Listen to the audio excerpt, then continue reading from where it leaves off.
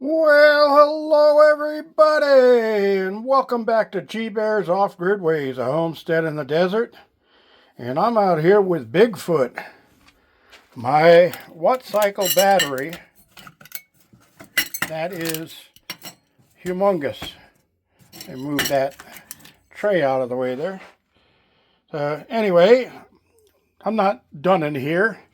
I just did a quick temporary fitting, and I've got it powered up here. It's resting now because the battery is totally full. It's fully charged. Needs nothing going in. But all I had to hook on this for right now that was really available was a 15 watt panel. And it's not the best setup in the world, but let me show you here. I did a quick temporary on this. I used one of the clamps on the top and two underneath, so it can't fall off of there even if the winds blow. But I think this panel is shot because it may be broken in between here. It's not putting on enough power, so I'll be changing this over to something larger. Probably I want to get at least a 100 watt panel out here temporarily, and then I'll move on from there to a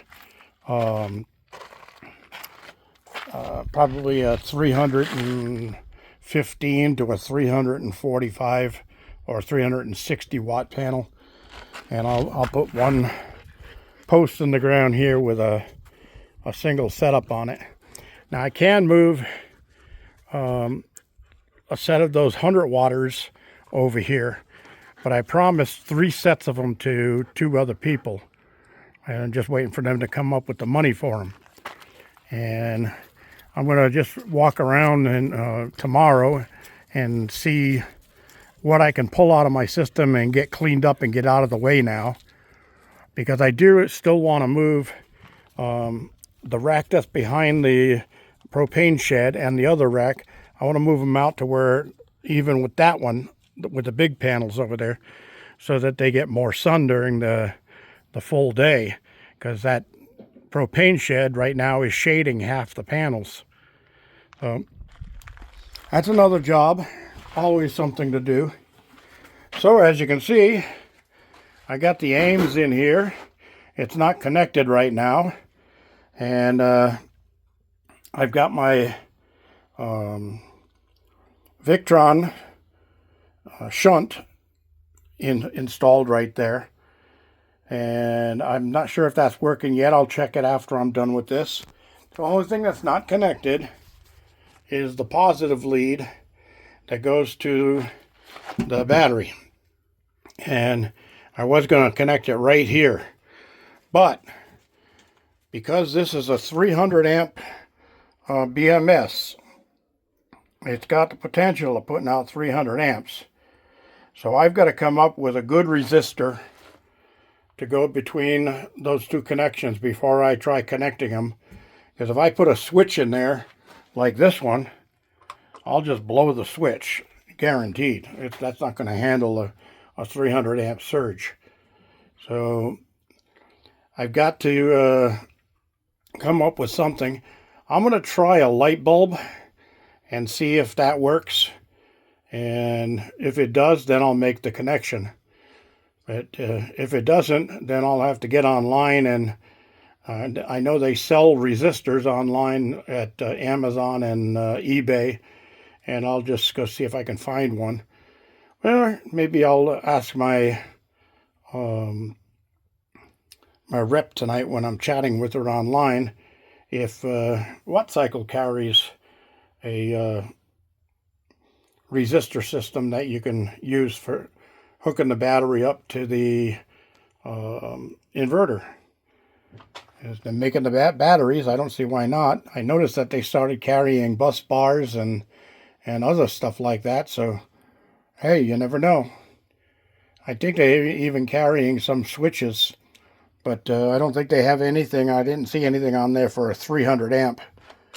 So I'm almost there now. I also have my sub panel set up here, ready to go.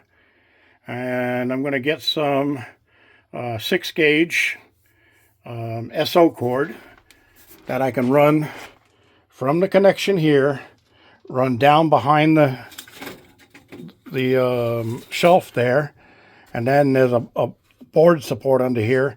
I'll fasten to that board and come along and go behind all the other wiring here and come over and up and into the box, and then I'll make my connections. But I got to drive a ground rod. So I'm not sure if I'm going to drive a ground rod right here or right outside. I'm thinking right here, because this panel is also going to end up being the panel that powers the guest cabin. So I can flip a breaker. I've got a 20 amp single pole and a 30 amp double pole. So the 30 amp double pole is for my 240 power in here, and the 20 amp would be for the single phase 120 volt in here. And then I can have one more 20 amp, but I can get a split, I think, and get a stack breaker with a 1520 and put a 1520 at the base here. So the 1520 the 15 will run the lights in the guest cabin, and the 20 will run the outlets in the guest cabin. So that's my plan so far. We'll see how that goes. So I'm going to get my electric jackhammer over here and get myself a ground rod, and I'll just clean some of the stuff out right in here, and I think I'll drive it right there. So it's nice and close to the panel, ready to get me a good ground here. And that's separate from anything else. It's going to be completely separate from any of the other cabin electricity. So I don't have to worry about any things like that. But I do have to bond and ground this panel because it needs it for the type of situation I'm going to be using. And also I need to take a ground wire from here, this ground lug right there, and go down to that ground also. And then I got to do another one from here and go down to the ground also. But I got plenty of ground locations here. I might just bring them all up and tie them into this ground right there. And that'll be the end of it. So I do have a can punch. I can put extra holes in the can if I need. I've got to find the cover, the cap for this thing. I know I've got it because this was a brand new panel that was given to me at a circuit breaker place in Santa Ana, right next to my friend's computer store. When I was first coming out here, I had a lot of stock in my garage from my contractor days. And I'm talking a whole bunch of square D breakers. And those are expensive breakers. And I'm talking commercial size breakers. So I brought those all over there, and I did some trading to get stuff I needed for out here in residential size. And the panel was one of them. So I got another panel like this in that shop, and I've got the big electrical panel in my cabin, the big 200 amp service. So I'm all set up here. Just gonna give it a break today, go make my supper, sit down and have a cold one, and get ready for my visitor showing up tomorrow. So be sure to tune in tomorrow and see who the mystery guest is going to be. This is G Bear thanking you for joining me, for reminding you don't forget to hit that thumbs up. Don't forget to subscribe and share.